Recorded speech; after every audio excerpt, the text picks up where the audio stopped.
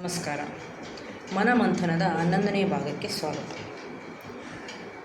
ನಾನು ಜೀವನದಲ್ಲಿ ಏನೂ ಸಾಧಿಸಿಲ್ಲ, ನನಗೆ ಏನೂ ಮಾಡಲಿಕ್ಕಾಗಲಿಲ್ಲ, ನನಗೆ ಆ ಪ್ರತಿಭೆ ಇಲ್ಲ, ಈ ಪ್ರತಿಭೆ ಇಲ್ಲ, ನನ್ನ ಜೀವನ ಏನು ಪ್ರಯೋಜನವಿಲ್ಲದೆ ಕಳೆಯಿತು.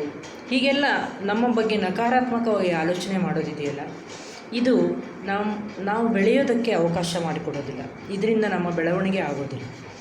ಅದು ಬಿಟ್ಟು ನಾನು ಇದ್ದಷ್ಟಕ್ಕೆ ಚೆನ್ನಾಗಿದ್ದೀನಿ, ನಾನು ಲಕ್ಷಣವಾಗಿದ್ದೀನಿ, ನಾನು ಚೆನ್ನಾಗಿ ಅಡುಗೆ ಮಾಡ್ತೀನಿ, ನಾನು ಚೆನ್ನಾಗಿ ರಂಗೋಲಿ ಹಾಕ್ತೀನಿ, ಹೀಗೆ ಚಿಕ್ಕ ಚಿಕ್ಕ ಪ್ರತಿಭೆಗಳು ನಮ್ಮಲ್ಲಿ ಏನೇ ಇದ್ದರೂ ಅದನ್ನು ಪ್ರೀತಿಸೋದು, ಅದನ್ನು ಗೌರವಿಸೋದು, ನಮ್ಮ ದೇಹವನ್ನು ಪ್ರೀತಿಸೋದು, ನಮ್ಮ ಗುಣಲಕ್ಷಣಗಳನ್ನು ಗೌರವಿಸೋದು, ಸೆಲ್ಫ್ ರೆಸ್ಪೆಕ್ಟ್ ಅಂತ ಏನು ಹೇಳ್ತೀವೋ ಹಾಗೆ ನಮ್ಮನ್ನು ನಾವು ಪ್ರೀತಿಸೋದನ್ನು ಯಾವಾಗ ಕಲಿತೀವಿ, ನಮ್ಮ ಗುಣಲಕ್ಷಣಗಳನ್ನು ಗೌರವಿಸೋದನ್ನು ಯಾವಾಗ ಕಲಿತೀವಿ, ಆಗ ನಮ್ಮ ಬೆಳವಣಿಗೆ ಸಾಧ್ಯ. ಹೀಗಾಗಿ ನಮ್ಮನ್ನು ನಾವು ಪ್ರೀತಿಸೋಣ. ಮುಂದಿನ ಭಾಗದಲ್ಲಿ ಇನ್ನೊಂದು ವಿಚಾರದೊಂದಿಗೆ ಬರುತ್ತೇನೆ. ದಯವಿಟ್ಟು ನನ್ನ ಚಾನಲನ್ನು ಸಬ್ಸ್ಕ್ರೈಬ್ ಮಾಡಿ, ಶೇರ್ ಮಾಡಿ. ನಮಸ್ಕಾರ.